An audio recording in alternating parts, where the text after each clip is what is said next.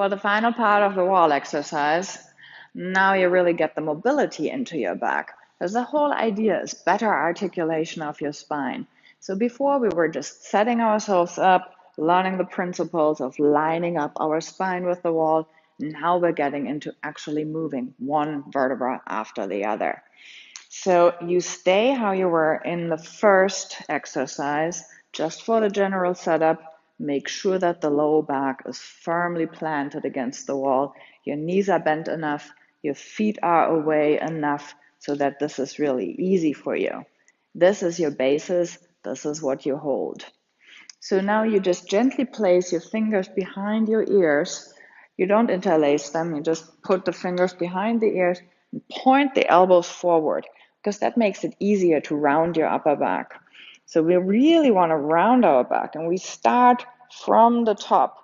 So at first you only bring your head forward. Don't pull on it. The fingers are really just nicely, gently placed. The elbows come forward. So it's almost like you want to aim your elbows at your thighs. And from here, you slowly start rolling down. So here you should really feel one vertebra after the other peeling away from the wall.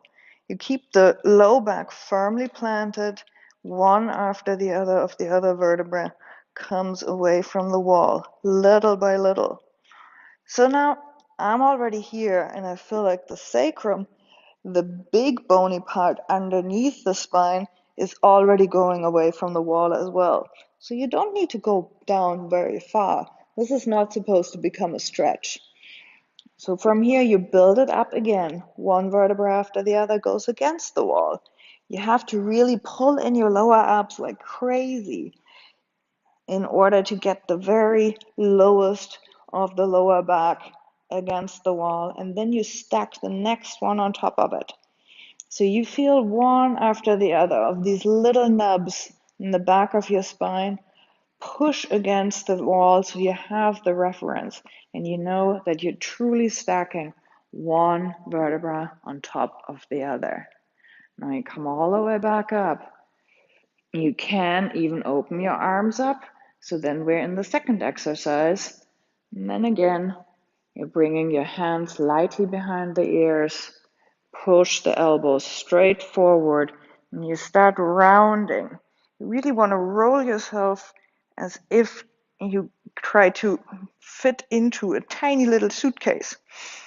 And you aim your elbows toward your thighs, little by little. Pay a lot of attention to how it feels in your back because you want to feel one after the other of your vertebrae going away from the wall while you're slowly rounding your back more and more and more. Now your elbows can really point at your hips instead of your thighs. If you manage to point your elbows at your belly, well, then you're really, really, really good at this. Most of you will now feel that even the sacrum has gone away from the wall, and then you can work on coming back up. First, by pulling the pubic bone up, bringing the navel back, and then one after the other, you start stacking them up again. Once you've rolled all the way up, you can even add the strength exercise by bringing your arms backwards or bringing your arms straight up. Just make sure that still your lower back is firmly planted. That's the whole thing. Surprisingly hard to do, but everybody can do it, and for everybody is going to give you great benefits for your back health.